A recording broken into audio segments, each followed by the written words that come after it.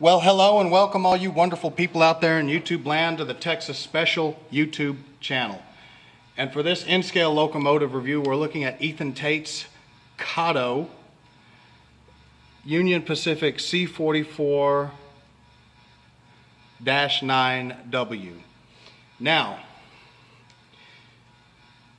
I think he said this thing has DCC on board already. No way to really confirm that because we don't have a layout at the club for in-scale with DCC. So if this is a DCC engine, then it is obviously equipped with a dual mode decoder because the two layouts we have up here are, as I have said, just straight DC. If you have been watching the channel for a while, then you have definitely seen this little guy running around on both railroads, both Ethan's hollow core door railroad and George Bone's little compact 2x4 footer that's normally sitting by the front door to greet visitors when they walk in. As you can tell, this locomotive has been heavily weathered. That obviously is not done at the factory. That was done by the owner, Mr. Ethan Tait. And this is another one of those ward cases, as I like to call them, where, you know, yes, this engine has a specified owner. It does not belong to the club yet, because the specified owner, in this case, Ethan, does not have an in-scale layout. It's kept up here at the club.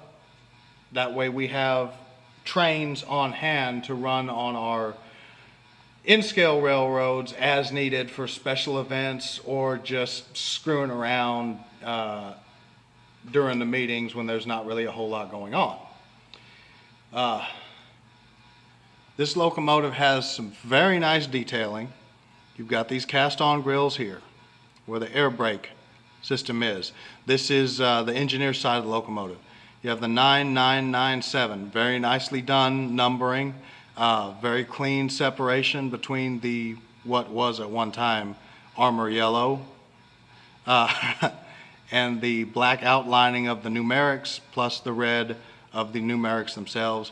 You have nice clean separation between the red pinstriping and the harbor mist gray and the very, very dirty, very grungy armor yellow, all the way throughout except for this little spot right here, the simulated burn mark by the exhaust stack, which of course any of you that watch my channel who also happen to be rail fans know is a common occurrence with GEs, the burn marks in the paint.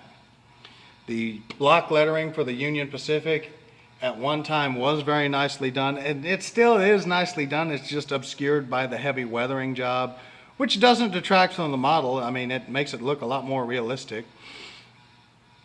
You have these cast-on grills all along the rear of the locomotive here. You have these cast-on grills all along the top of the locomotive here. You've got your main reservoirs.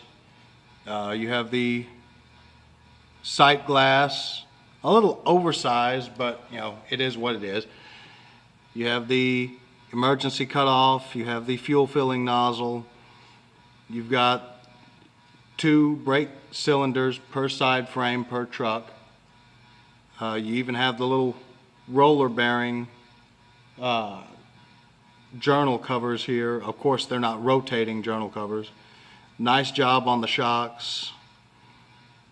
You've got, you know, a little bit of the frame underneath the side sill of the locomotive exposed. And you even have these little nubbins here.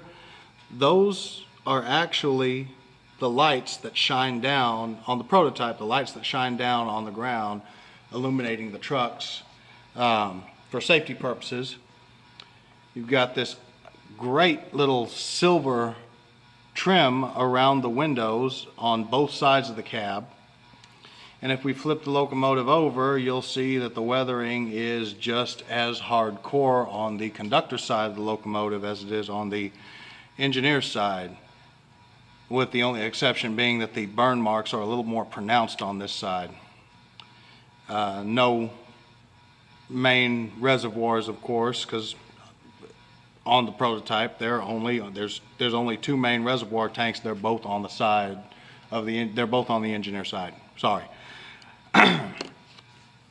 Looking at the rear of this engine, which I can hopefully do without trying to break off the frickin' air horn. Looking at the rear of this engine, you can see, sort of. Give me 1 second.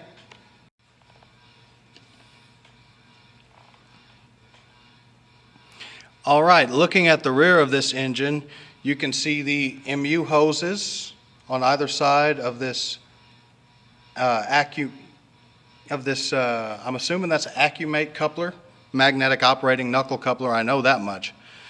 You can see the cast-on grab irons on the rear of the conductor side of the long hood, the operating headlight, and of course the number boards, non-illuminated number boards, which on the prototype, those are just painted to the onto the rear of the radiator wings, whatever you want to call them. You have the sand filling nozzle right here just below the headlight, and of course this is all a one-piece deal. You have a coupler cut lever that's molded on to the pilot of the locomotive, and you even have a little walkway, crossover walkway right there.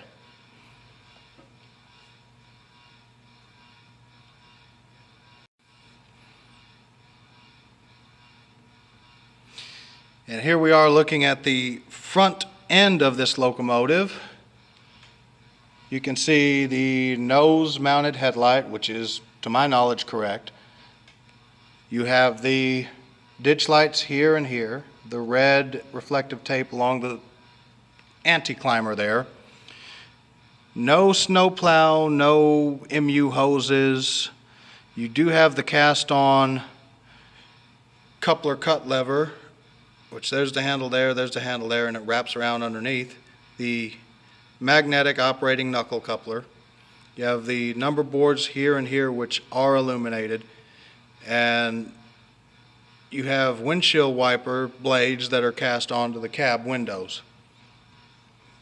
And I'm not sure how well you can see it, but a nice little UP shield right here centered on the front of the nose of the locomotive, directly below the headlights.